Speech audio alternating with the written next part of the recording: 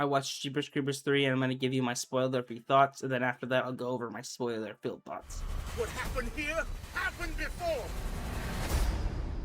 Taking place on the last day of the Creepers' 23-day feeding frenzy, as the skeptical Sergeant Tubbs teams up with a task force hellbent on destroying the Creeper for good. The Creeper fights back in gory glory as the enemies grow closer than ever before to learning the secrets of its dark origins. I know this film is hated quite a lot, but I'm gonna be 100% honest. I personally didn't find it as bad as everyone else says.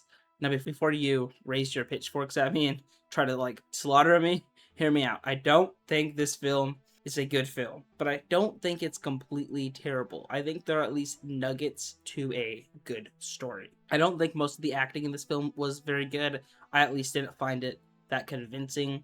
This film also has some pretty bad CGI, and there was a cliche with a car where, the car wasn't working, which just felt, cheap writing. I'm not a big fan of that cliche. I also think they should have focused a bit more on the characters and their relationships with each other. I feel like they didn't focus on their relationships enough, and the very end was kind of goofy and dumb. I like how they brought back the Creeper's truck, and there's something they do with it that is pretty dumb and probably doesn't make sense with Jeepers Creepers 1. I don't think it was hinted at all in the first film, correct me if I'm wrong, but to be honest, I didn't hate what they did with it. I'll get more into that in my spoiler part of the review. I like how they explored the lore of the Creeper, even if they barely dipped their toes in the lore. Like, I do think they should have focused a bit more on that lore. I know a lot of people would probably not want there to be a lot of the lore of the Creeper explained. I just think it would be interesting to learn more about the Creeper. I also enjoyed the farmland setting. Also, the Creeper kind of gives me Art the Clown vibes with how he acts, just a way more watered down Art the Clown. Like, definitely not as, I would say, entertaining and not as messed up as Art the Clown. There's also an interesting object in this film that wasn't explored a lot, but I thought it was sort of interesting, and it kind of reminds me of the film Talk to Me. If you know, you definitely know. I also thought there was a sort of clever thing they did towards the end with one of the characters. Okay, I'm now gonna go over my spoiler-filled thoughts, so big spoiler warning.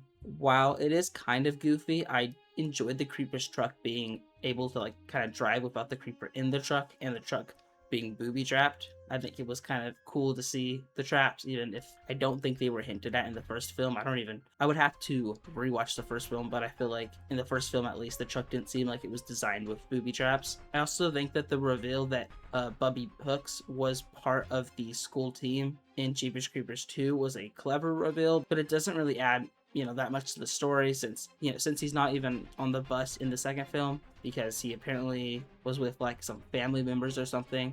I didn't pick up on that during the film, but that's what the fandom says, so I'm not fully sure. And honestly, with that, those are my thoughts on Jeepers Creepers 3. I would love to know your opinions on this film. Be respectful in the comments with each other, and with that, bye.